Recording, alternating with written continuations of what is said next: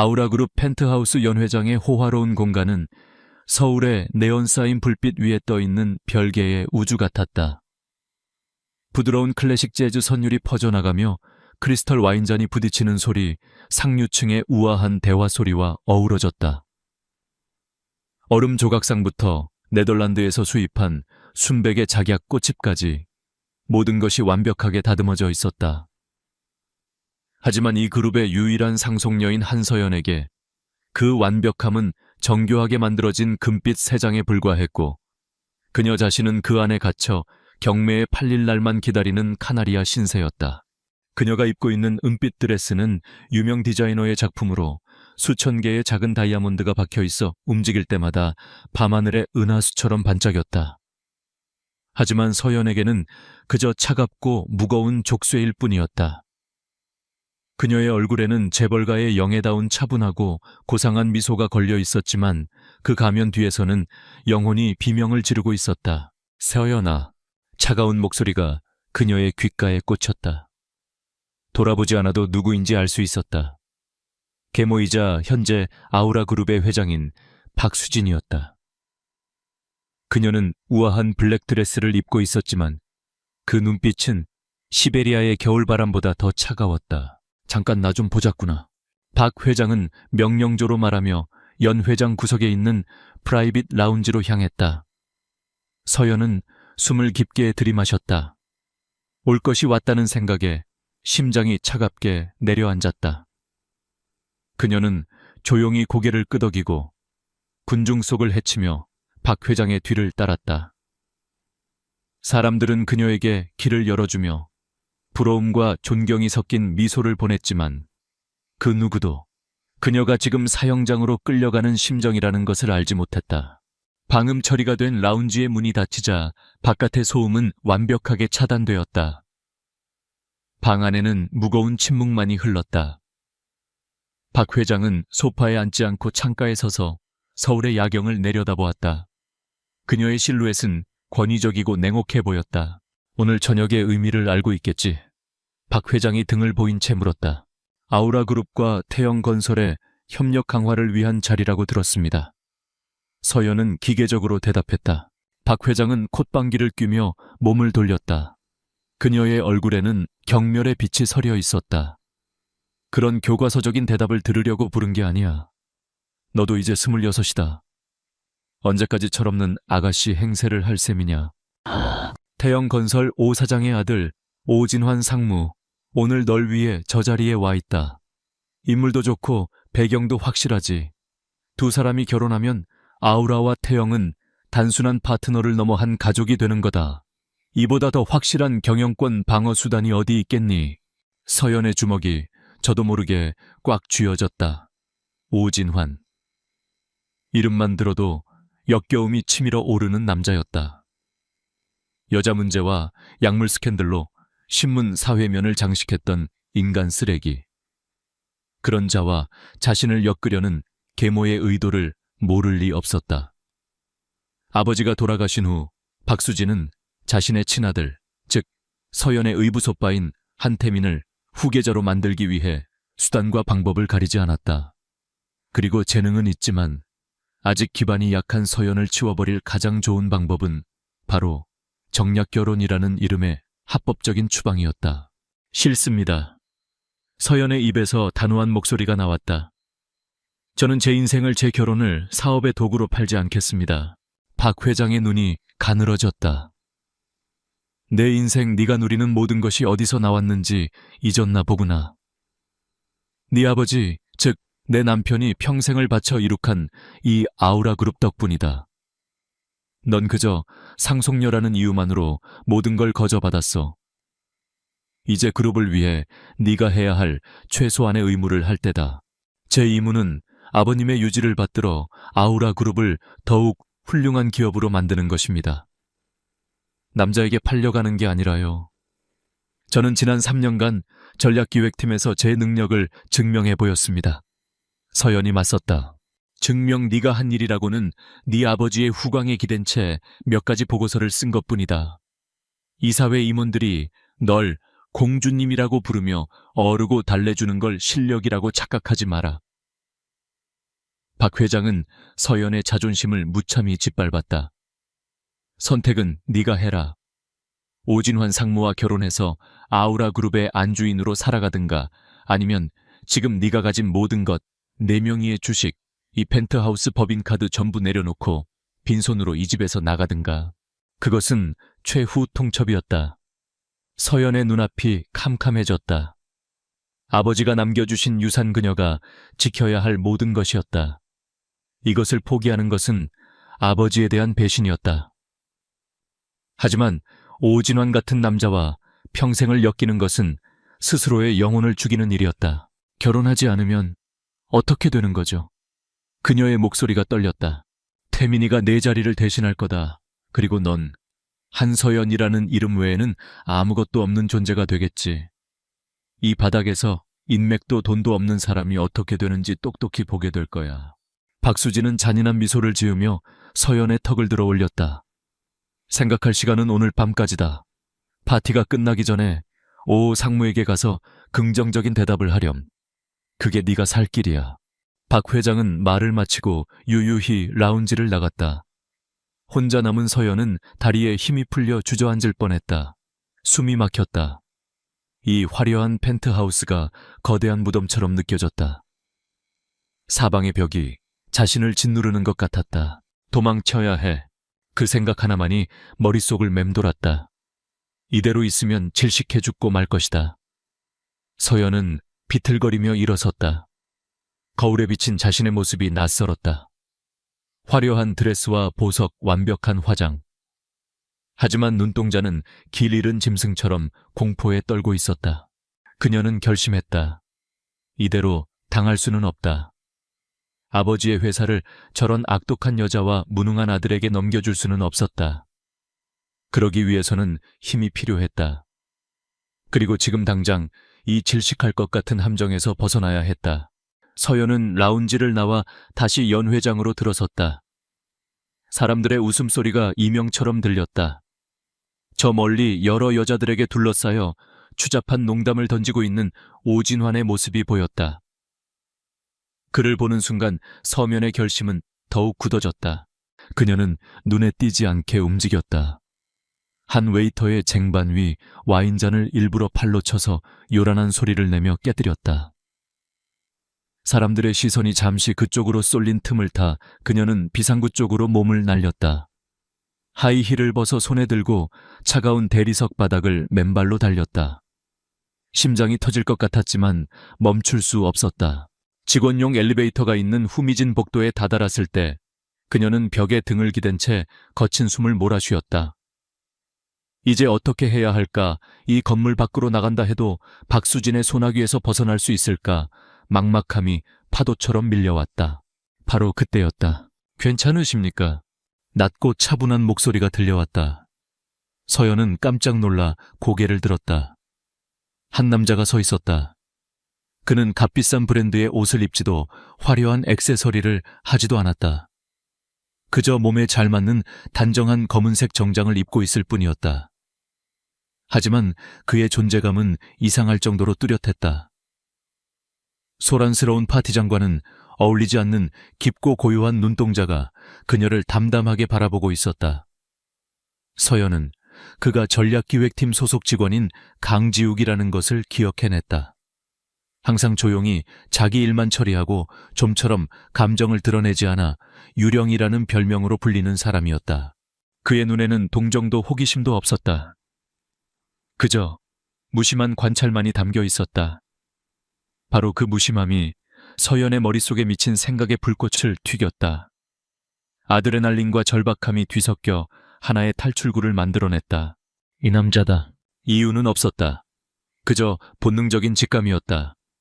저 고요한 눈동자 뒤에는 무언가 특별한 것이 숨겨져 있을 것 같았다. 서연은 숨을 가다듬고 그에게로 똑바로 걸어갔다. 그녀의 맨발이 차가운 바닥에 닿는 소리가 복도에 울렸다. 제욱이요. 강지욱은 대답 없이 그녀를 바라보았다. 서연은 마른 입술을 축이고 평생의 용기를 끌어모아 말했다. 혹시 아내가 필요하세요? 그의 미간이 아주 미세하게 찌푸려졌다가 펴졌다. 놀란 기색은 아니었다. 마치 예상치 못한 변수를 계산하는 듯한 표정이었다. 서연은 그의 침묵에 초조해져 한 걸음 더 다가섰다. 그녀의 목소리는 절박함으로 떨리고 있었다. 저와 결혼해주세요. 지금 당장이요. 복도에 무거운 침묵이 흘렀다. 서연은 심장이 멈추는 것 같았다. 거절당할 것이다. 미친 여자 취급을 받거나 비웃음을 사거나 아니면 그냥 무시당할 것이다. 그녀는 눈을 질끈 감았다. 그러나 그녀의 귓가에 들려온 대답은 그 모든 예상을 벗어나는 것이었다. 좋습니다. 한치의 망설임도 없는 낮고 분명한 목소리였다. 서연은 번쩍 눈을 떴다. 그녀의 눈앞에 서 있는 강지욱은 방금 전과 똑같은 아무런 감정도 읽을 수 없는 표정이었다. 마치 오늘 날씨가 좋군요 라고 말하는 것처럼 태연하게 세상에서 가장 황당한 제안을 받아들인 것이다. 그의 승낙 이후 흐른 1초의 시간. 그 찰나의 순간이 모든 것을 바꿔놓았다. 서연의 머릿속을 채웠던 절망과 분노는 순식간에 사라지고 그 자리에는 거대한 충격과 믿을 수 없다는 당혹감만이 남았다. 이 남자는 대체 누구일까? 왜 자신의 미친 제안을 받아들인 걸까? 하지만 그런 질문들은 더 이상 중요하지 않았다. 중요한 것은 그녀가 방금 이 지옥 같은 세상에서 탈출할 단 하나의 열쇠를 손에 넣었다는 사실이었다.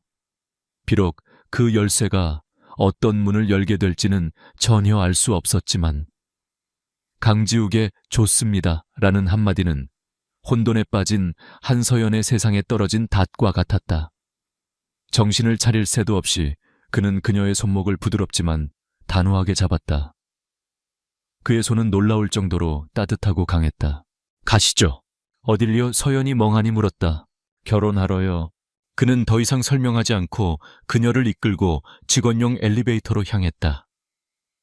1층 로비에 도착하자 그는 조금의 망설임도 없이 정문 대신 후문으로 향했다. 마치 이 건물의 모든 동선을 꿰뚫고 있는 사람처럼. 밖으로 나오자마자 그는 지나가는 택시를 잡아 세웠다. 서연은 거의 무의식적으로 그의 뒤를 따라 택시에 올라탔다. 가장 가까운 구청으로 가주세요. 지금 바로 혼인신고가 가능한 곳으로요. 지욱이 차분하게 목적지를 말했다. 택시가 밤의 도시를 미끄러지듯 달리는 동안 서연은 창밖으로 스쳐 지나가는 불빛들을 보며 자신이 방금 무슨 짓을 저질렀는지 되새기려 애썼다. 광기 어린 반항심에 생전 처음 본 남자에게 결혼해달라고 했다. 그리고 그 남자는 1초의 망설임도 없이 동의했다. 이제 그들은 정말로 결혼을 하러 가고 있었다. 이것은 해방일까 아니면 더 깊은 구렁텅이로 빠지는 것일까? 그녀는 옆자리의 남자를 힐끗 쳐다봤다. 강지욱. 그는 미동도 없이 정면을 응시하고 있었다. 그의 옆모습은 조각처럼 날카로웠지만 표정은 호수처럼 고요해서 아무것도 읽을 수가 없었다. 대체 무슨 생각으로 이런 말도 안 되는 제안을 받아들인 걸까? 돈 아니면 다른 꿍꿍이라도 있는 걸까? 구청에 도착하자 지욱은 익숙하게 서류를 챙겨 서연에게 건넸다. 서연은 펜을 든 채 잠시 망설였다. 이 종이 한 장에 자신의 이름을 적는 순간 돌이킬 수 없는 강을 건너게 된다. 그녀의 떨리는 손을 본 지욱이 나지막이 말했다. 지금 망설이면 박 회장에게 돌아가 오진환과 결혼해야 합니다. 그 한마디에 서연의 망설임은 눈 녹듯 사라졌다. 그녀는 오진환의 추잡한 얼굴을 떠올렸다. 그리고 박수진 회장의 차가운 눈빛을. 그들과 함께하는 삶보다는 차라리 이 낯선 남자와의 도박이 나았다. 그녀는 결심을 굳히고 서류에 자신의 이름을 써 내려갔다. 강지욱 역시 망설임 없이 자신의 인적사항을 기재했다. 담당 공무원은 늦은 밤에 찾아온 이 기묘한 커플을 의아하게 쳐다봤지만 직업적인 태도로 묵묵히 서류를 처리했다. 마침내 혼인관계 증명서 위에 쾅하고 공식적인 도장이 찍혔다. 그 소리는 서연의 심장에 거대한 낙인처럼 박혔다. 이제 그녀는 법적으로 강지욱의 아내였다. 펜트하우스로 돌아오는 택시 안에서는 아무 말도 오가지 않았다. 서연은 갓 발급된 따끈한 증명서를 손에 든 채 만감이 교차했다. 무서운 해방감과 함께 깊은 불안감이 밀려왔다. 자신의 운명을 완전히 낯선 사람의 손에 맡겨버린 것이다. 펜트하우스에 도착했을 때 연회는 끝나 있었지만 거실의 불은 환하게 켜져 있었다. 그리고 그 중심에는 폭풍 전야처럼 차가운 분노에 휩싸인 박수진 회장과 그녀의 아들 한태민 상무가 서 있었다. 어딜 싸돌아다니다 이제 오는 거냐? 태민이 먼저 소리쳤다. 그의 얼굴은 술기운과 분노로 붉게 달아올라 있었다. 박 회장은 말없이 서연을 노려봤다. 그 눈빛은 서연의 변명 따위는 들을 가치도 없다고 말하고 있었다. 서연은 숨을 깊게 들이마셨다. 이제 물러설 곳은 없었다. 그녀는 앞으로 나서며 손에 든 증명서를 두 사람 앞에 내밀었다. 어머니 말씀대로 했습니다. 제 짝을 찾아 결혼하고 오는 길입니다. 박 회장의 시선이 증명서로 향했다. 배우자 강지욱이라는 이름을 확인한 그녀의 얼굴이 경악으로 굳어졌다. 태민 역시 믿을 수 없다는 듯 증명서를 빼앗아 들고 소리쳤다. 강지욱, 그게 누군데? 전략기획팀에 있는 그 유령 같은 놈 아니야. 한서연, 너 미쳤어. 이런 근본도 없는 놈이랑 결혼을 해. 박 회장은 곧 냉정을 되찾았다. 하지만 그녀의 목소리는 얼음장처럼 차가웠다. 그녀는 서연을 무시하고 그 뒤에 조용히 서 있는 지욱에게 시선을 고정했다. 제인의 이름이 강지욱이라고 했나? 대체 무슨 속셈이지? 우리 서연이에게 뭘 바라고 이런 짓을 벌이는 건가? 돈 원하는 액수를 말해보게. 이 결혼 없던 일로 해주는 대가로 얼마면 되겠나? 그것은 노골적인 모욕이었다. 하지만 지욱의 표정에는 변화가 없었다. 그는 그저 박 회장을 조용히 마주볼 뿐이었다. 그의 침묵이 박 회장을 더욱 자극했다. 태민이 지욱의 멱살을 잡으려 달려들었다. 이 자식이 감히 우리 엄마 말을 무시해. 너 같은 벌레는 여기서 쥐도 새도 모르게 사라지게 할 수도 있어. 그 순간 지욱이 처음으로 움직였다. 그는 태민의 손목을 가볍게 잡았을 뿐인데 거구의 태민이 악소리를 내며 뒤로 물러섰다. 지욱은 힘을 거의 쓰지 않은 것처럼 보였다. 한태민 상무님, 지욱이 낮고 차분한 목소리로 말했다. 이제 저는 외부인이 아닙니다. 한서연 씨의 법적인 남편이자 이 집의 일원입니다. 가족에게 폭력을 행사하는 것은 보기 좋지 않습니다. 가족 누가 내 놈이랑 가족이야. 배업이 그렇게 말하고 있습니다. 지욱은 박 회장을 향해 고개를 돌렸다. 회장님, 늦은 밤 소란을 피워 죄송합니다. 하지만 이 결혼은 서연 씨와 제가 합의해 결정한 일입니다. 이제부터 서연 씨에 관한 모든 문제는 저와 상의해 주시기 바랍니다. 그의 태도는 정중했지만 그 안에는 조금도 물러서지 않겠다는 강철 같은 의지가 담겨 있었다.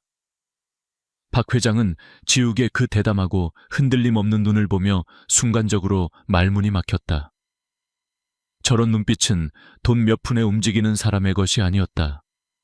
무언가 잘못되었다는 것을 직감했다. 좋아, 아주 좋아. 박 회장은 분노로 입술을 떨며 말했다.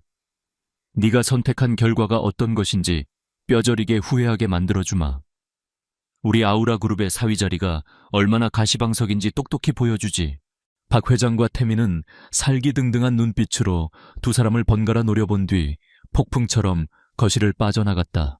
그들이 사라지자 팽팽했던 긴장감이 거짓말처럼 사라지고 어색한 침묵이 내려앉았다. 서연은 비로소 아드레날린이 빠져나가는 것을 느끼며 다리에 힘이 풀렸다. 그녀는 소파에 털썩 주저앉았다. 지욱은 그녀를 잠시 바라보다가 주방으로 가서 물 한 잔을 가져와 그녀 앞에 테이블에 놓았다. 고마워요. 서연이 작은 목소리로 말했다. 그리고 미안해요. 당신을 제 문제에 끌어들여서. 당신이 끌어들인 게 아니라 내가 들어온 겁니다. 지욱이 담담하게 대답했다. 서연은 그의 말을 이해할 수 없었지만 지금은 그것을 따질 경황이 없었다. 그녀는 전략가였다. 감상에 젖어 있을 시간이 없었다. 그녀는 노트북을 켜고 새로운 문서를 열었다. 우리 사이에 몇 가지 규칙을 정해야겠어요. 서연은 빠른 속도로 혼인 계약서를 작성하기 시작했다. 제1조본 혼인은 상호 필요에 의한 계약관계이며 법적인 부부관계 외 어떠한 감정적 교류도 요구하지 않는다. 제2조 부부로서의 대외적인 역할, 공식 석상 참석 등 애는 충실히 임하되 사적인 공간에서는 서로의 생활을 침범하지 않는다. 각방을 사용한다. 제3조 어떠한 경우에도 신체적 접촉은 허용되지 않는다. 제4조 계약 기간 동안 남편의 역할을 수행하는 대가로 한서연은 강지욱에게 매월 5천만 원을 지급한다. 제5조 본 계약과 관련된 모든 내용은 외부로 발설할 수 없으며 위반 시 모든 책임은 위반자에게 있다. 제6조 본 계약의 유효 기간은 1년으로 하며 1년 후 쌍방 합의해 조용히 이혼 절차를 밟는다. 그녀는 계약서를 프린트해서 지욱에게 건넸다. 그의 동기가 돈이라고 확신하며 그가 금액 부분에서 협상을 시도할 것이라 예상했다. 지욱은 계약서를 들고 조용히 처음부터 끝까지 읽어 내려갔다. 그의 표정은 여전히 읽을 수 없었다. 한참 후 그는 테이블 위에 펜을 들었다. 그러나 그는 금액 부분에 이의를 제기하는 대신 제4조 전체에 2줄을 그어버렸다. 서연의 눈이 커졌다. 무슨 짓이죠? 이 조항은 필요 없습니다. 그가 말했다. 하지만 그럼 당신은 멀었죠? 돈 때문에 결혼한 게 아니라면 대체 왜? 지욱은 펜을 놓고 서연을 똑바로 바라보았다. 그의 깊은 눈동자가 처음으로 그녀의 영혼을 꿰뚫는 것 같았다. 저는 돈 때문에 결혼한 것이 아닙니다. 제가 원하는 건 단지 이 집에 머무를 방 한 칸 그리고 대외적으로 제 행동을 믿어달라는 것뿐입니다. 그의 대답은 서연의 모든 예상을 벗어났다. 미스터리는 더욱 깊어졌다. 돈이 목적이 아니라면 그는 대체 무엇을 위해 이 위험한 게임에 뛰어들었단 말인가. 결국 계약서는 4조가 삭제된 채로 서명되었다. 서연은 집사에게 손님용 침실 중 가장 좋은 곳을 지욱의 방으로 준비하라고 지시했다. 그날 밤 자신의 방으로 배정된 호화롭지만 낯선 침실에 들어선 강지욱은 문을 잠갔다. 그는 창가로 다가가 커튼 틈으로 거대한 도시의 야경을 내려다보았다. 그의 얼굴에서 마침내 무표정한 가면이 벗겨지고 차갑고 날카로운 계산적인 표정이 드러났다. 그는 주머니에서 작고 평범해 보이는 휴대폰을 꺼냈다. 특수 암호화된 번호폰이었다. 그는 단 한 줄의 메시지를 작성했다. 둥지에 진입했다. 관찰을 시작한다. 전송 버튼을 누른 후 그는 가방에서 암호화된 소형 외장 하드를 꺼내 노트북에 연결했다. 화면에는 아우라 그룹의 복잡한 자금 흐름도가 나타났다. 수십 개의 유령 회사를 거쳐 뭉칫돈이 빠져나가는 흐름도. 그리고 그 모든 화살표의 끝은 단 한 사람을 가리키고 있었다. 박수진 회장. 강지욱의 입가에 희미한 미소가 떠올랐다. 한서연과의 결혼은 충동적인 결정이 아니었다. 그것은 오랫동안 계획해온 작전 중 예상치 못하게 찾아온 최고의 기회였다. 그는 적의 심장부, 바로 그 둥지 안으로 들어오는 가장 빠르고 확실한 티켓을 얻은 것이다. 이제 사냥을 시작할 시간이었다. 강지욱과의 기묘한 결혼 생활이 시작된 지 2주가 흘렀다. 한서연의 펜트하우스는 거대하고 화려했지만 그 안의 공기는 살얼음판처럼 차갑고 팽팽했다. 두 사람은 한 집에 사는 정중한 이방인이었다. 매일 아침 8시 거대한 대리석 식탁의 양끝에 앉아 말없이 아침을 먹었다. 지욱은 토스트와 블랙커피, 서연은 요거트와 과일. 그들 사이에는 식기가 부딪히는 소리 외에 어떤 대화도 오가지 않았다. 식사 후 지욱은 평소처럼 아우라 그룹 전략기획팀의 평사원으로 출근했다. 그의 등 뒤로 신데렐라 혹은 로또 맞은 놈이라는 비아냥과 노골적인 저기가 쏟아졌지만 그는 전혀 개의치 않았다. 마치 방금벽이라도 두른 듯 그는 모든 소음을 차단하고 묵묵히 자신의 자리를 지켰다. 서연은 그런 그를 관찰했다. 강지욱이라는 남자는 분석 불가능한 변수였다. 그는 매일 새벽 5시에 일어나 서재에서 복잡한 경제 전문지와 해외 논문을 읽었다. 그가 머무는 방은 호텔 스위트룸처럼 먼지 하나 없이 정갈했다. 그의 모든 행동은 극도의 규율과 통제 아래 있는 것처럼 보였다. 평범한 회사원의 모습과는 거리가 멀었다. 서연은 전략가였다. 그녀는 사람을 분석하고 의도를 파악하는 데 능했다. 하지만 강지욱은 그녀의 분석 틀을 완전히 벗어나는 존재였다. 그의 정체를 알 수 없다는 사실이 그녀를 불안하게 만들면서도 동시에 기묘한 호기심을 자극했다. 그는 마치 안개 속에 서 있는 것 같았다. 손을 뻗으면 잡힐 듯하지만 그 실체는 결코 드러나지 않았다. 그러던 어느 날 박수진 회장이 서연을 호출했다. 다음 주에 있을 아우라 재단 자선 갈라, 올해는 네가 행사의 일부를 맡아보도록 해라. 박 회장의 목소리는 꿀처럼 달콤했지만 그 안에는 독이 숨겨져 있었다. 그녀가 서연에게 맡긴 것은 갈라의 가장 골칫거리인 신진예술가 후원 경매 파트였다. 매년 참여율이 저조하고 수익도 나지 않아 담당자들이 기피하는 업무였다. 서연을 공개적으로 망신시키려는 속셈이 뻔히 보였다. 그리고 박 회장은 미소를 지으며 덧붙였다.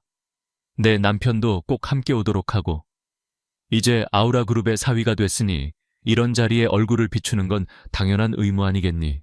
의부소빠인 한태민은 옆에서 노골적으로 비웃었다. 그 자식이 턱시도는 제대로 입을 줄 알까 모르겠네. 와인잔 들고 촌티나 팍팍 내는 거 아니야. 서연은 차갑게 대꾸했다. 걱정 마세요. 제 남편 상무님보다 훨씬 품이 있을 테니까요. 그녀는 덤덤하게 도전을 받아들였지만 마음속은 복잡했다. 이것은 명백한 함정이었다. 그날 밤 서연은 서재에서 책을 읽고 있는 지욱에게 다가갔다. 다음 주 자선 갈래에 대한 이야기 들었죠. 참석해야 해요. 하지만 이건 함정이에요. 당신을 웃음거리로 만들려는 속셈일 거예요. 그녀는 솔직하게 말했다.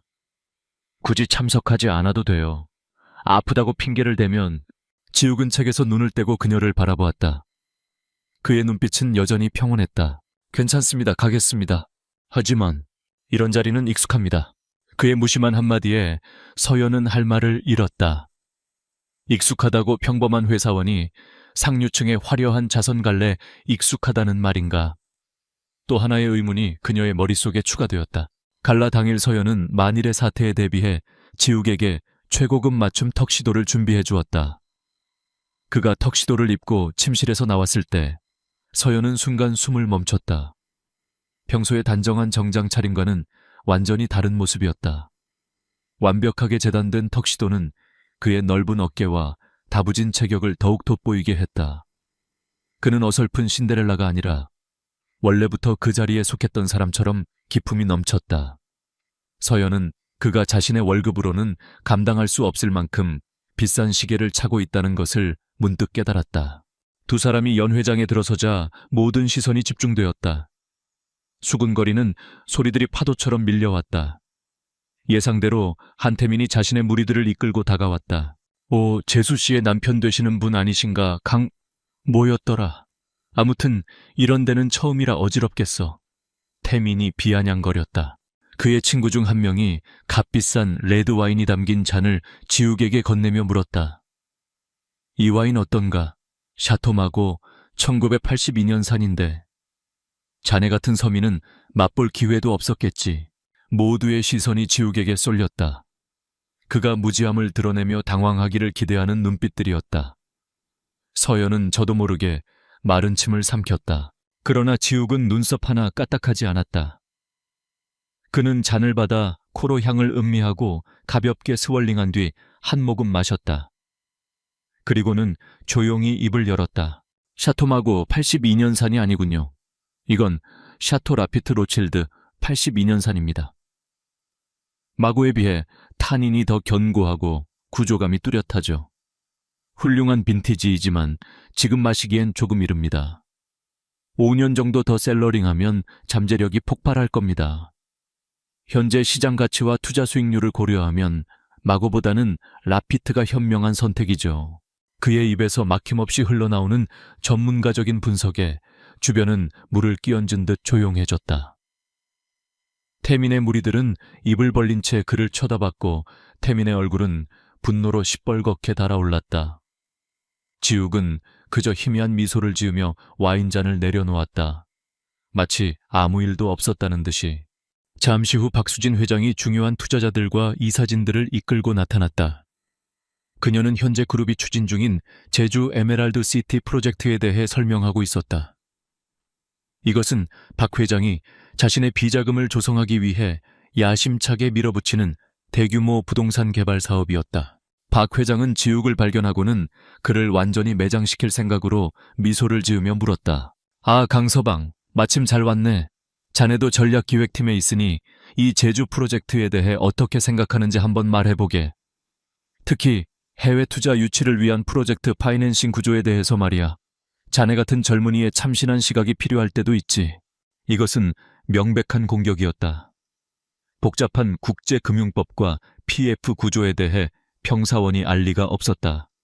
모두의 시선이 다시 지욱에게 집중되었다. 박 회장의 입계에는 승자의 미소가 걸려 있었다. 지욱은 잠시 침묵했다. 서연의 심장이 쿵 내려앉았다. 하지만 그의 다음 말은 좌중을 경악시키기에 충분했다. 훌륭한 프로젝트입니다만 제안하신 파이낸싱 구조에는 치명적인 약점이 하나 보입니다. 뭐라고? 박 회장의 미간이 좁혀졌다. 최근 개정된 바젤 II와의 국제은행 감독 기준에 따르면 역의 특수 목적법인 SPC를 통한 자산 유동화 증권 ABS 발행 시 위험 가중 자산 비율 산정 방식이 변경되었습니다. 지금 제안된 구조는 이 부분을 간과하고 있어 자칫하면 자금 조달 비용이 예상보다 30% 이상 급증하거나 최악의 경우엔 자금 조달 자체가 막힐 수 있습니다. 연 회장에는 정적이 흘렀다. 박 회장의 재무팀조차 놓치고 있던 최신 국제금융 규제를 일개 평사원이 정확하게 지적한 것이다. 지욱은 멈추지 않았다. 대안으로는 싱가포르 국부펀드와 연계한 메자닌 대출 및 신디케이트론을 혼합하는 방식을 제안합니다. 이 방식은 초기 자본 부담을 줄이고 리스크를 분산시키며 이자율 측면에서도 훨씬 유리합니다. 제가 알기로 현재 싱가포르 GAC가 한국의 친환경 부동산 프로젝트에 높은 관심을 보이고 있습니다. 그의 분석은 날카롭고 논리 정연했으며 완벽한 대안까지 제시했다. 투자자들과 이사들은 감탄한 표정으로 수근거리기 시작했다. 특히 평소 강직하기로 소문난 윤 이사가 큰 소리로 말했다. 놀랍군요. 강지욱 씨라 했소. 젊은 사람이 대단한 통찰력을 가졌구려. 회장님, 이 문제는 이 친구의 의견을 참고해서 반드시 재검토해야겠습니다. 박수진 회장의 얼굴은 하얗게 질려 있었다. 그녀는 지욱을 향해 웃고 있었지만 눈은 분노로 불타고 있었다. 그녀는 처음으로 깨달았다. 강지욱은 그녀가 주무를 수 있는 장기말이 아니었다. 그는 잠재적인 위협이었다. 돌아오는 차 안은 무거운 침묵으로 가득했다. 펜트하우스에 도착하자마자 서연은 거실에 선 지욱을 향해 돌아섰다. 더 이상 참을 수 없었다. 당신 대체 누구죠? 그녀의 목소리에는 날카로운 경계심이 담겨 있었다. 지욱은 잠시 그녀를 바라보더니 여전히 평온한 목소리로 대답했다. 당신의 남편입니다. 그는 그 말만 남기고 자신의 방으로 들어가 버렸다. 서연은 허탈감과 분노의 주먹을 꽉 쥐었다. 그가 자신의 정체를 밝히기를 기다릴 수만은 없었다. 그녀는 곧장 자신의 서재로 향했다. 그리고 아버지가 살아생전 가장 신뢰했던 전직 국정원 출신의 사설 조사원에게 전화를 걸었다. 초회 실장님, 사람을 한 명 알아봐 주셨으면 해요. 이름은 강지욱. 아우라그룹 전략기획팀 소속이에요. 그 사람의 모든 것을 알아내 주세요. 과거 가족재산, 무엇이든 좋습니다. 전화를 끄는 서연은 컴퓨터를 켰다. 그녀는 지욱이 언급했던 제주 에메랄드 시티 프로젝트의 내부 자료를 열었다. 그가 지적했던 금융구조의 허점. 그 허점 뒤에는 분명 무언가가 숨겨져 있을 것이다. 박수진 회장의 비자금과 연결된 고리일지도 모른다. 서연의 눈이 차갑게 빛났다. 그녀는 더 이상 수동적인 상속녀가 아니었다. 남편이라는 가장 큰 미스터리를 풀기 위해, 그리고 아버지의 회사를 되찾기 위해 그녀는 이제 자신만의 전쟁을 시작하기로 결심했다. 복잡한 재무제표와 데이터들이 화면을 가득 채웠지만 그녀는 조금도 두렵지 않았다. 오히려 가슴이 뜨거워지는 것을 느꼈다. 최 실장의 보고는 신속했다. 하지만 그 내용은 한서연을 더욱 깊은 혼란 속으로 밀어넣었다. 강지욱 29. 공식적인 서류상으로는 고아 출신으로 평범한 대학을 졸업하고 몇 군데 중소기업을 거쳐 3년 전 아우라 그룹에 입사했습니다. 가족, 친척, 친구 관계 모두 깨끗합니다. 특이사항은 전혀 없습니다. 마치 누군가 의도적으로 만들어낸 서류처럼요. 전화기 너머 최 실장의 목소리에는 당혹감이 묻어 있었다. 베테랑인 그조차도 이런 경우는 처음이라는 듯했다. 의도적으로 만들어낸 서류라니요. 그의 과거 행적을 뒷받침할 만한 실질적인 증거가 거의 없습니다. 졸업했다는 대학의 동기들 중 그를 기억하는 사람이 아무도 없고 근무했다는 중소기업들은 모두 몇 년 전 폐업한 상태입니다. 재산 내역도 평범한 직장인 수준을 벗어나지 않습니다. 하지만 아가씨께서 말씀하신 그 고가의 시계는 저희 쪽에서 확인해 본 결과 파텍 필립의 한정판 모델로 돈이 있어도 구하기 힘든 물건입니다. 그의 공식적인 재력으로는 절대 소유할 수 없는 거죠. 서연은 차가운 커피잔을 든 채 창밖을 응시했다. 강지욱, 그는 유령이었다. 서류상으로만 존재하는 실체가 없는 남자. 하지만 그녀의 눈앞에 그녀의 집에, 그리고 이제는 그녀의 법적인 남편으로 실제하는 남자. 그날 이후 서연은 강지욱을 대하는 태도를 바꿨다. 그녀는 더 이상 그를 피하거나 경계하지 않았다. 대신 그를 파트너로서 대하기 시작했다. 아직 그의 정체는 모르지만 한 가지는 확실했다. 그는 박수진 회장의 적이었다. 그리고 적의 적은 동지였다. 그녀는 자신이 분석한 제주 에메랄드 시티 프로젝트의 문제점들을 정리한 보고서를 들고 지욱의 서재 문을 두드렸다. 잠깐 시간 괜찮아요. 지욱은 읽고 있던 책에서 눈을 들어 그녀를 바라보았다. 그의 눈빛은 여전히 고요했지만 이전과는 미묘하게 달라져 있었다. 마치 그녀의 변화를 감지하고 있다는 듯이. 서연은 그에게 보고서를 건넸다. 당신이 지적했던 PF 구조 외에도 몇 가지 이상한 점을 발견했어요. 프로젝트에 참여하는 페이퍼 컴퍼니들의 자금 흐름이 불투명해요. 마치 돈 세탁을 위한 통로처럼 보여요. 지욱은 보고서를 받아들고 빠르게 훑어보았다. 그의 눈빛이 날카롭게 빛났다. 그녀가 찾아낸 것은 그가 이미 파악하고 있던 사실들이었지만 복잡한 회계자료 속에서 이 정도의 핵심을 꿰뚫어 본 그녀의 분석력에 그는 내심 감탄했다. 정확하게 보셨습니다. 그가 말했다. 박 회장은 이 프로젝트를 통해 최소 1천억 원 이상의 비자금을 조성하려 하고 있습니다. 서연은 놀라지 않았다. 이미 예상했던 바였다. 증거가 있나요? 지욱은 잠시 망설였다. 그는 서연을 지켜보고 있었다. 그녀가 과연 어디까지 감당할 수 있는 인물인지, 얼마나 신뢰할 수 있는지. 자선 갈래에서 보여준 그녀의 당당함, 그리고 이 보고서를 만들어낸 그녀의 집요함과 능력. 그는 마침내 결정을 내렸다. 이 위험한 게임에 그녀를 끌어들일 시간이 되었다. 그는 자신의 노트북을 열어 암호화된 파일을 해제했다.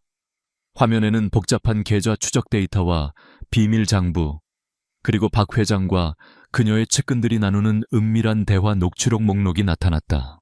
이것들이 제가 지난 2년간 수집한 증거의 일부입니다. 서연의 눈이 커졌다. 화면에 떠있는 증거들은 그녀의 상상을 초월하는 것이었다. 아우라그룹의 자금이 어떻게 유령 회사를 통해 해외 조세피난처로 흘러 들어가는지, 그리고 그 돈이 다시 박 회장과 한태민의 개인 계좌로 어떻게 세탁되어 돌아오는지 적나라하게 보여주고 있었다. 당신은 대체... 서연의 목소리가 떨렸다. 지욱은 노트북을 닫고 서연을 똑바로 마주보았다. 이제는 가면을 벗을 때였다. 적어도 일부는. 저는 아우라그룹의 평범한 직원이 아닙니다. 제 진짜 신분은 독립적인 기업조사 전문가입니다. 의뢰를 받고 기업 내부의 비리와 부정을 파헤치는 일을 하죠. 누가 의뢰했죠? 누가 박 회장을 조사해달라고? 지욱은 대답 대신 서연의 책상 위에 놓인 액자를 바라보았다. 그 안에는 서연과 그녀의 아버지가 함께 웃고 있는 사진이 있었다. 자애로운 미소를 짓고 있는 전임 한 회장. 서연은 순간 모든 것을 깨달았다. 심장이 쿵 하고 내려앉았다. 아버지, 한 회장님께서는 돌아가시기 전 박수진 회장의 야심과 탐욕을 이미 눈치채고 계셨습니다. 하지만 그때는 이미 병이 깊어 손을 쓸 수가 없었죠. 그래서 비밀리에 저를 고용하셨습니다. 당신의 딸인 서연 씨와 당신이 평생을 바쳐 일군 아우라 그룹을 지켜달라는 것이 그분의 마지막 유언이자 제게 주어진 임무였습니다. 서연의 눈에서 눈물이 흘러내렸다. 아버지가 자신을 위해 이런 준비까지 해놓았을 줄은 꿈에도 몰랐다. 박수진에게 쫓겨나 외롭게 싸우고 있다고 생각했는데 사실은 아버지의 가장 강력한 보호막 안에 있었던 것이다. 그리고 그 보호막의 실체는 바로 눈앞의 남자 강지욱이었다. 그녀는 지난 몇 주간 그를 의심하고 경계했던 것이 미안해졌다. 그는 돈이나 다른 꿍꿍이 때문에 그녀와 결혼한 것이 아니었다. 그는 그녀를 지키기 위해 이 위험한 소굴로 제 발로 걸어 들어온 것이었다. 왜 진작 말해주지 않았어요? 당신을 시험해야 했습니다. 지욱이 솔직하게 말했다. 당신이 과연 아버님의 유지를 이을 만한 그릇인지 아니면 그저 온실 속 화초에 불과한지. 만약 당신이 박 회장의 협박에 굴복해 오진환과 결혼했다면 저는 다른 방법을 찾았을 겁니다. 하지만 당신은 제 예상을 뛰어넘는 선택을 했습니다. 가장 대담하고 가장 예측 불가능한 방식으로요. 그의 말에 서연은 얼굴이 붉어졌다. 충동적으로 그에게 결혼하자고 했던 그날 밤이 떠올랐다. 그녀의 가장 미친 행동이 사실은 그에게 합격점을 받은 시험이었다니. 이제 어떻게 해야 하죠? 서연이 눈물을 닦으며 물었다. 그녀의 목소리에는 더 이상 불안이나 의심이 없었다. 대신 굳은 결의가 담겨 있었다. 박 회장은 곧 움직일 겁니다. 제주 프로젝트를 통해 마지막 한탕을 크게 해먹고 그 모든 비리를 당신에게 뒤집어 씌운 뒤 당신을 회사에서 완전히 몰아낼 계획입니다. 그 전에 우리가 먼저 움직여야 합니다. 그 순간 서재의 문이 벌컥 열리며 집사가 다급한 얼굴로 들어왔다. 아가씨 큰일 났습니다. 검찰에서 압수수색 영장을 들고 찾아왔습니다. 서연과 지욱은 서로를 쳐다보았다. 박 회장의 공격이 예상보다 빨리 시작된 것이다. 거실로 내려가자 검은 양복을 입은 수사관들이 집안 곳곳을 헤집고 있었다. 그리고 그 중심에는 한태민이 비열한 미소를 지으며 서 있었다. 내 동생. 이게 무슨 일일까 듣자 하니 네가 회사 기밀을 외부로 유출하고 주가를 조작한 혐의가 있다던데. 무세운 말도 안 되는 소리예요. 말이 되는지 안 되는지는 검찰에서 밝혀주겠지. 내 서재와 컴퓨터부터 샅샅이 뒤져보시죠. 수사관들이 서연의 서재로 향하려 할 때 지욱이 그들 앞을 막아섰다. 잠깐만요. 그의 목소리는 차분했지만 누구도 무시할 수 없는 무게감이 실려 있었다. 영장을 보여주시죠. 수사관이 내민 영장을 꼼꼼히 읽어본 지욱은 고개를 저었다. 이 영장은 한서연 씨 개인에 대한 압수수색 영장입니다. 하지만 저는 한서연 씨의 법적인 남편으로 이 집의 소유권을 공동으로 가지고 있습니다. 제 공간, 즉 제 서재와 침실은 이 영장의 대상이 아닙니다. 만약 제 공간을 함부로 수색할 경우 불법 사찰 및 직권남용으로 엮고소하겠습니다. 그의 논리 정연하고 단호한 태도에 수사관들이 주춤했다. 한태민이 악을 썼다. 저 자식 방에 분명 뭔가를 숨겨놨을 거야. 당장 저 방부터 뒤져. 하지만 지휘하던 검사는 지욱의 눈을 보고는 고개를 저었다. 법적으로 그의 주장은 타당했다. 무리하게 수색했다가 문제가 생기면 모든 책임은 자신이 져야 했다. 한서연 씨 개인 공간과 소지품만 수색합니다. 결국 수사관들은 서연의 방과 서재만 뒤졌지만 당연히 아무것도 나오지 않았다. 지욱이 이미 모든 위험한 자료들을 자신의 안전한 공간으로 옮겨놓았기 때문이었다. 한태민은 분을 이기지 못해 부들부들 떨며 돌아갔다. 소란이 끝나고 서연은 지욱에게 다가갔다. 고마워요. 당신이 없었다면 끔찍했을 거예요. 이제 시작일 뿐입니다. 지욱이 말했다. 박 회장은 우리를 더욱 압박해올 겁니다. 우리에게는 시간이 많지 않습니다. 그날 이후 두 사람의 관계는 완전히 달라졌다. 그들은 더 이상 계약관계의 남편과 아내가 아니었다. 공동의 목표를 가진 완벽한 파트너이자 서로의 등을 맡길 수 있는 유일한 동지였다.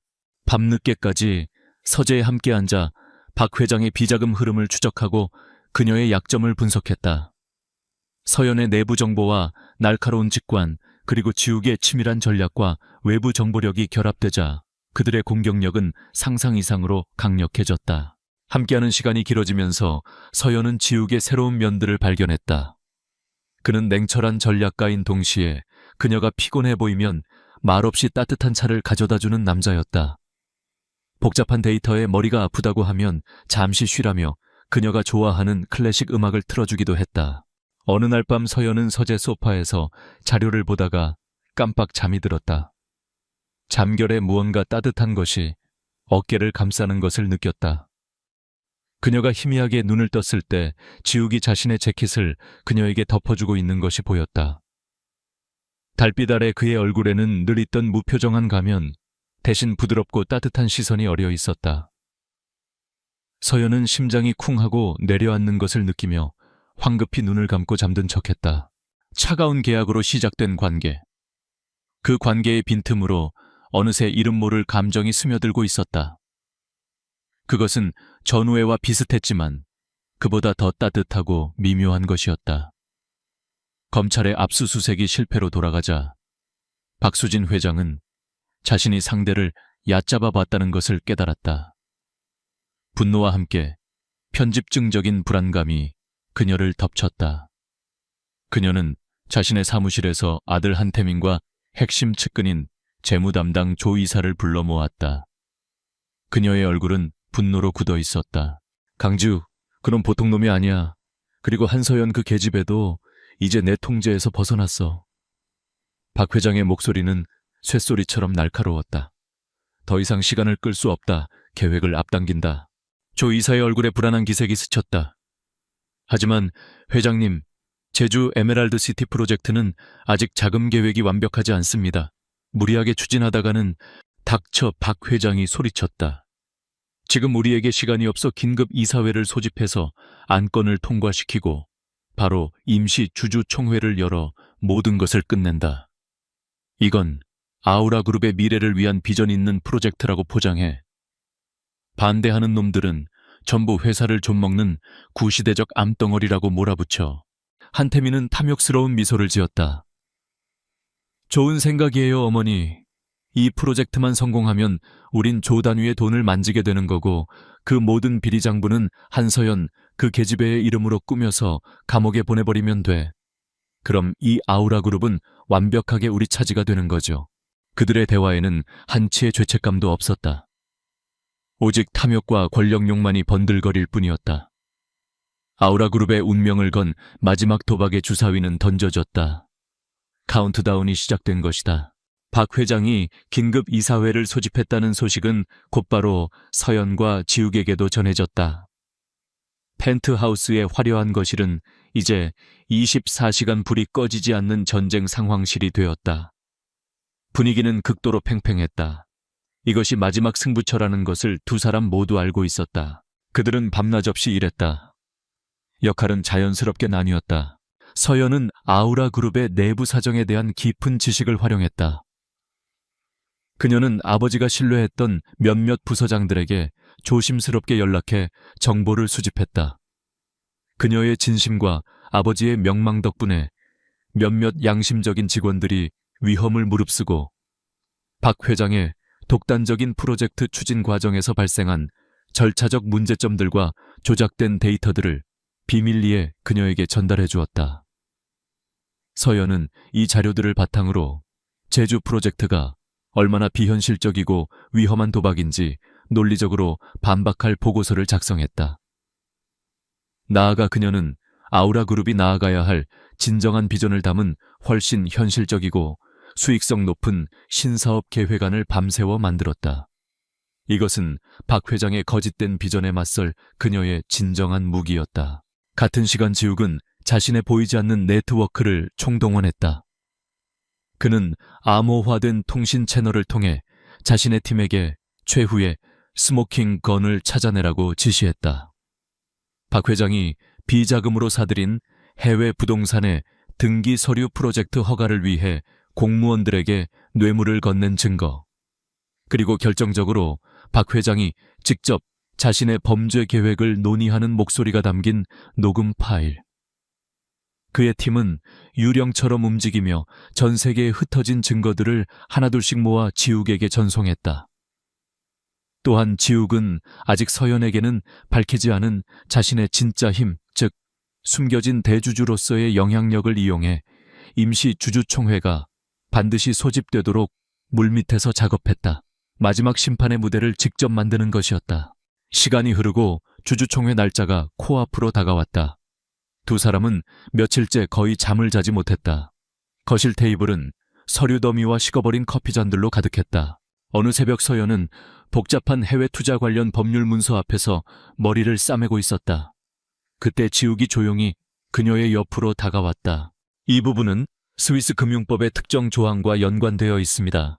이렇게 해석해야 합니다. 그는 막혔던 부분을 놀라울 정도로 명쾌하게 설명해 주었다. 그의 도움으로 문제를 해결한 서연은 문득 그를 바라보며 물었다. 왜 이렇게까지 하는 거죠? 단순히 아버지와의 약속 때문만은 아닌 것 같아요. 당신은 이 일에 모든 것을 걸고 있어요. 지욱은 잠시 대답이 없었다.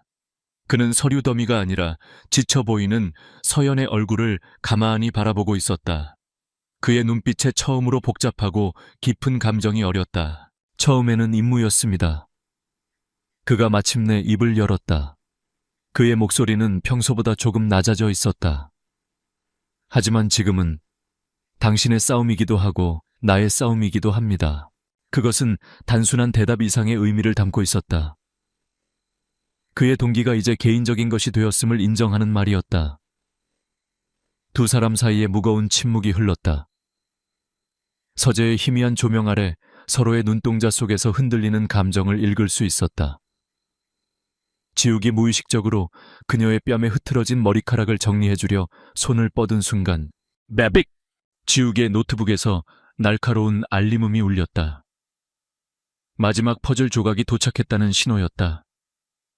둘 사이에 미묘했던 기류는 순식간에 깨지고 다시 냉혹한 현실로 돌아왔다. 지욱의 팀이 보내온 것은 박수진이 차명으로 스위스의 별장을 구입한 완벽한 거래 기록이었다.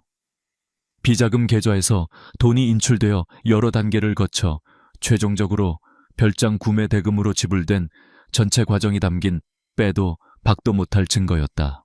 이제 모든 준비는 끝났다. 그들은 주주총회를 위한 마지막 전략을 점검했다. 공격은 두 단계로 이루어질 것이었다. 첫째, 서연이 먼저 단상에 올라 사업적인 관점에서 제주 프로젝트의 허구성과 위험성을 조목조목 비판하고 자신이 준비한 대안사업 계획을 발표한다. 이를 통해 중립적인 주주들의 마음을 흔들어 놓는 것이다. 둘째, 박수진이 서연의 주장을 반박하며 자신의 프로젝트를 방어하려 할 때 지욱이 결정적인 순간에 등장해 그녀의 모든 비리 증거를 폭로하며 마지막 일격을 가한다. 지욱은 신뢰할 수 있는 윤 이사에게 미리 연락해 자신들의 계획을 일부 공유하고 협조를 요청했다. 또한 언론사 기자들이 주주총회에 최대한 많이 참석하도록 손을 써두었다. 박수진의 몰락을 온 세상에 생중계하기 위해서였다. 주주총회 전날 밤 모든 준비가 끝났다. 펜트하우스 거실에는 폭풍전야의 고요함이 감돌았다. 서연과 지욱은 나란히 서서 통유리창 너머 서울의 야경을 내려다보았다. 수많은 불빛들이 별처럼 반짝이고 있었다. 이제 그들은 더 이상 차가운 계약으로 묶인 낯선 이방인이 아니었다. 하나의 목표를 위해 모든 것을 건 두 명의 병사였다. 내일 그들은 그들의 인생에서 가장 중요한 전투를 치러야 했다. 내일이면 모든 게 끝나겠죠. 서연이 나지막이 말했다. 지욱은 대답 대신 그녀의 손을 가만히 잡았다. 그의 손은 크고 따뜻했다. 불안과 긴장으로 떨리던 그녀의 손에 그의 온기가 전해지며 놀랍도록 굳건한 평온함을 안겨주었다. 우리가 끝낼 겁니다. 그의 목소리에는 절대적인 확신이 담겨 있었다. 두 사람은 말없이 서로의 손을 잡은 채 밝아오는 여명을 기다리고 있었다. 거대한 폭풍이 바로 문 앞에 와 있었다. 아우라그룹 본사 대강당은 보이지 않는 전쟁의 기운으로 가득 차 있었다.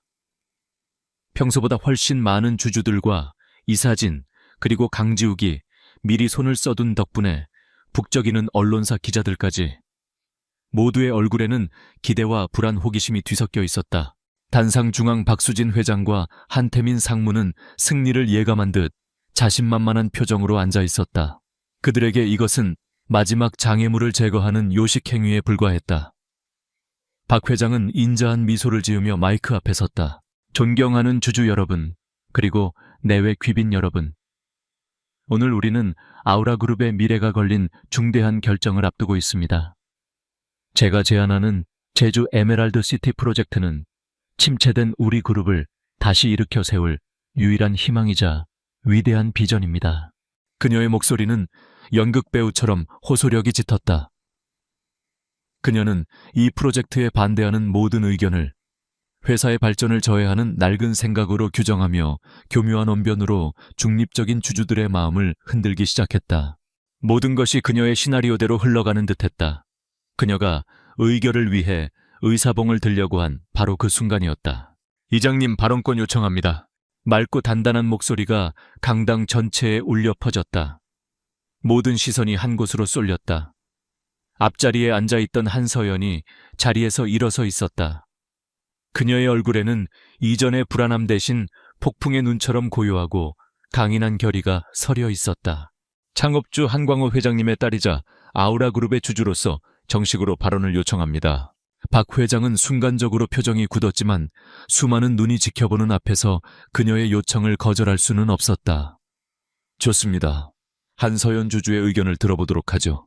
서연은 조금의 망설임도 없이 단상으로 걸어나갔다. 그녀의 당당한 발걸음에 장내가 술렁였다. 그녀는 박 회장을 개인적으로 공격하는 대신 자신이 밤새 준비한 데이터를 스크린에 띄웠다. 회장님의 비전은 훌륭합니다. 하지만 그 비전을 뒷받침하는 데이터는 심각하게 왜곡되어 있습니다. 그녀의 목소리는 차분했지만 날카로웠다. 그녀는 비현실적인 수익률 전망 사업, 부지 선정 과정의 절차적 하자, 그리고 가장 치명적인 보고서에서 누락된 막대한 규모의 잠재적 리스크들을 조목조목 짚어냈다.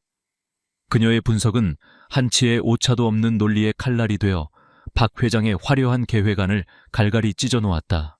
그리고 그녀는 외쳤다. 아우라 그룹의 진짜 미래는 이런 허황된 부동산 개발 사업에 있지 않습니다. 스크린의 화면이 바뀌었다. 에우라 넥스트. 그녀가 준비한 대안 프로젝트였다. 4차 산업 기술을 접목한 친환경 에너지 사업, AI 기반의 새로운 물류 시스템. 그것은 아우라 그룹의 본질적인 강점을 기반으로 한 훨씬 더 지속 가능하고 혁신적인 미래 비전이었다. 주주들이 동요하기 시작했다. 박 회장의 계획이 한낱 신기루처럼 보이기 시작한 반면 서연의 제안은 견고한 현실에 발을 딛고 있었다. 윤 이사를 비롯한 몇몇 주주들이 서연의 의견에 동조하며 프로젝트에 대한 전면 재검토를 요구하고 나섰다. 상황이 불리하게 돌아가자 박 회장은 마지막 카드를 꺼내들었다. 비열하고 추악한 카드였다. 한서연, 네가 감히 어디서 아버지를 팔아 네가 이 프로젝트를 이토록 반대하는 진짜 이유를 내가 모를 줄 알아. 그녀는 스크린에 조작된 서류 한 장을 띄웠다. 그 서류에는 서연의 서명이 위조된 채 그녀가 제주 프로젝트와 관련된 유령 회사로부터 거액의 뒷돈을 받은 것처럼 꾸며져 있었다. 여기 증거가 있다. 한서연. 네가 이 프로젝트에서 뇌물을 챙기려다 실패하니까 이제 와서 전부 망치려는 것 아니냐. 이 배은망덕한 것. 박 회장은 서연을 회사를 통째로 삼키려는 파렴치한 딸로 몰아붙였다. 장내는 순식간에 혼란에 빠졌다. 주주들은 무엇이 진실인지 알 수 없어 혼란스러워했다. 서연은 피가 차갑게 식는 것을 느꼈다. 저렇게까지 나올 줄은 몰랐다. 바로 그때였다. 강당의 육중한 문이 활짝 열렸다. 모든 사람의 고개가 그쪽으로 돌아갔다. 그곳에는 평소의 수수한 직원 복장이 아닌 압도적인 존재감을 뿜어내는 최고급 맞춤 정장을 입은 강지욱이 서 있었다. 그의 뒤에는 날카로운 인상의 변호사들이 그림자처럼 따르고 있었다. 그는 장내의 소란을 꿰뚫고 무대 중앙으로 망설임 없이 걸어왔다. 박 회장이 경멸에 찬 목소리로 소리쳤다. 강지욱, 네가 감히 여길 어디라고 들어와 당장 끌어내. 하지만 지욱은 그녀를 쳐다보지도 않고 마이크를 잡았다. 그리고 그의 첫마디는 강당 전체를 얼어붙게 만들었다. 안녕하십니까 주주 여러분. 저는 베리타스 홀딩스 대표 강지욱입니다. 베리타스 홀딩스. 그 이름이 나오자 강당은 폭탄을 맞은 듯한 충격에 휩싸였다. 재계의 거물이자 IT와 금융시장을 지배하는 거대 기술기업. 박수진과 한태민의 얼굴은 순식간에 새하얗게 질렸다. 지욱은 말을 이었다. 베리타스 홀딩스는 그간 익명으로 아우라 그룹의 주식을 꾸준히 매입해왔으며 현재 이 자리에 계신 주주 여러분께 그 사실을 공식적으로 밝히는 바입니다. 그는 서연에게 씌워진 누명을 비웃듯 일축했다. 그리고 저 스크린에 떠있는 서류는 유치하기 짝이 없는 위조품입니다. 그의 변호사팀이 즉석에서 위조의 증거를 법의학적으로 제시하자 박 회장의 마지막 발악은 힘을 잃었다. 그리고 마침내 지욱은 최후의 일격을 날렸다. 박수진 회장, 이제 당신의 진짜 비전을 온 세상에 보여줄 시간입니다. 그의 신호에 따라 대형 스크린의 화면이 다시 바뀌었다. 첫 번째 박 회장의 비자금 흐름도 아우라 그룹의 돈이 수십 개의 유령 회사를 거쳐 그녀의 차명 계좌로 흘러 들어가는 과정이 적나라하게 펼쳐졌다. 두 번째 스위스 별장의 등기 서류와 거래 내역, 그리고 마지막 강당 전체에 차갑고 잔인한 목소리가 울려 퍼졌다. 바로 박수진 자신의 목소리였다. 그 계집애한테 모든 걸 뒤집어 씌우고 주가 조작 혐의까지 추가해서 아예 감옥으로 보내버리면 그만이야. 그럼 이 아우라는 완벽하게 우리 것이 되는 거지. 완벽한 침묵, 그 뒤에 이어진 거대한 함성. 모든 것이 끝났다. 박수진 회장은 의자에 그대로 주저앉았다. 그녀의 얼굴은 공포와 절망으로 일그러져 있었다. 한태민은 도망치려 했지만 보안 요원들에게 길이 막혔다. 기자들의 카메라 플래시가 번개처럼 터져 나오며 역사의 마지막 장면을 담고 있었다. 그 순간 지욱의 신호를 받은 검찰 수사관들이 강당으로 들어와 박수진과 그녀의 공범들에게 수갑을 채웠다. 모든 소란의 한가운데서 지욱은 승리의 기쁨과 충격에 아직 멍하니 서 있는 서연에게 다가갔다. 그는 그녀의 옆에 나란히 섰다. 그리고 주주들과 수많은 카메라를 향해 그녀의 어깨를 단단히 감싸 안았다. 더 이상의 말은 필요 없었다. 아우라 그룹의 낡은 시대는 끝났다. 그리고 두 사람의 새로운 시대가 바로 지금 이 순간 시작되고 있었다. 주주총회의 폭풍이 휩쓸고 지나간 후 몇 주가 흘렀다. 박수진과 한태민 그리고 그들의 공범들은 모두 법의 심판대에 올랐다. 그들의 몰락은 대한민국 재계를 떠들썩하게 만든 금세기 최고의 스캔들이었다. 아우라 그룹의 주가는 일시적으로 폭락했지만 곧 안정을 되찾기 시작했다. 긴급 이사회에 의해 만장일치로 회장 직무대행에 추대된 한서연이 놀라울 정도로 침착하고 유능한 리더십을 보여주었기 때문이다. 그녀는 밤낮으로 일했다. 박수진이 남긴 부패의 잔재들을 청소하고 무너진 조직을 재정비했으며 주주총회에서 약속했던 에우라 넥스트 비전을 구체적인 현실로 만들어 나가기 시작했다. 그녀는 더 이상 아버지의 후광에 기댄 상속녀가 아니었다. 스스로의 힘으로 자신의 가치를 증명하고 모두의 인정을 받는 진정한 리더로 거듭나고 있었다. 펜트하우스의 전쟁 상황실은 사라졌다. 거실은 다시 평온을 되찾았지만 그 고요함은 이전의 어색한 침묵과는 달랐다.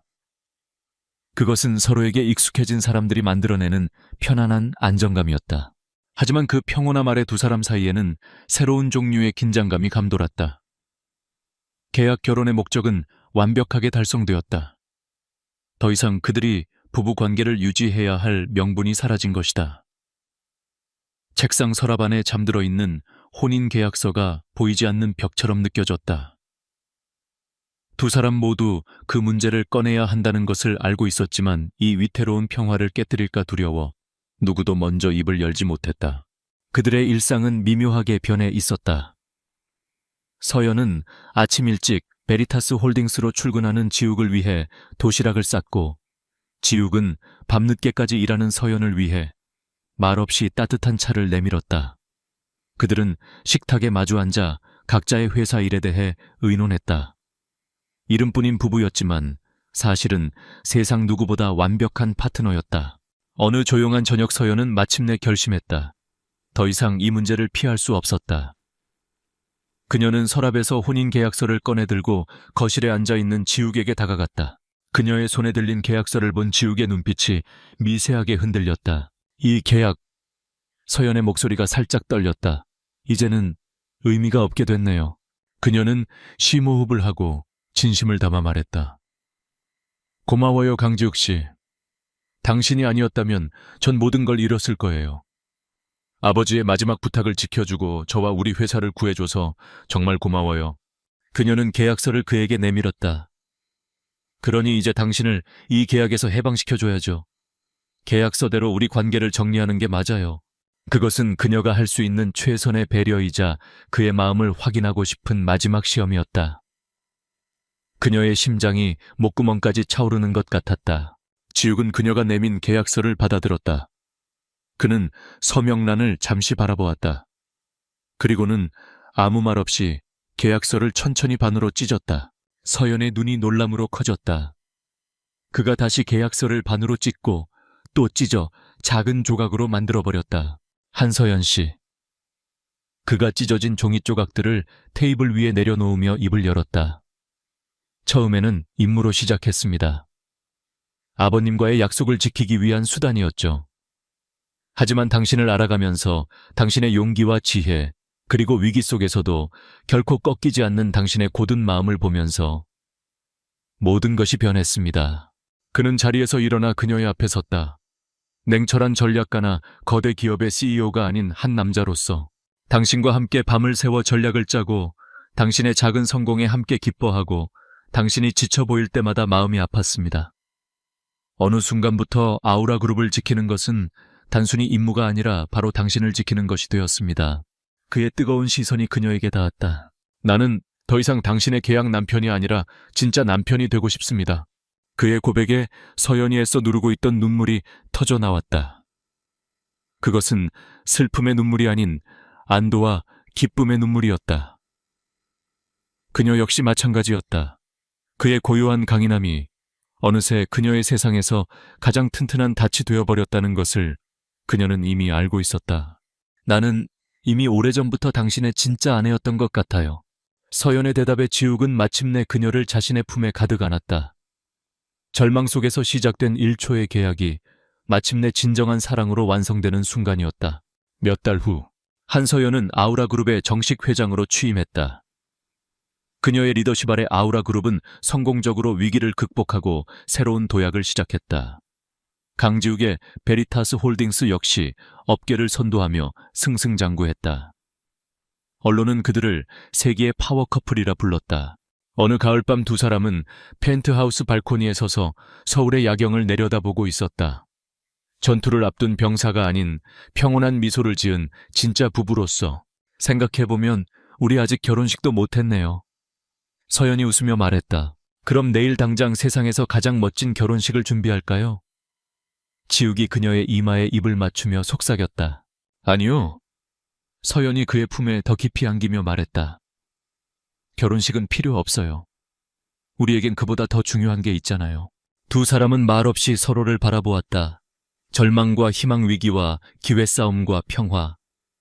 그 모든 것을 함께 겪어낸 그들의 눈빛 속에는 세상 무엇보다 강한 신뢰와 사랑이 담겨 있었다. 절박함이 낳은 1초의 결혼은 이제 영원한 사랑의 서약이 되었다. 지욱이 부드럽게 그녀의 입술에 입을 맞췄다. 도시의 불빛들이 두 사람의 새로운 시작을 축복하듯 반짝이고 있었다.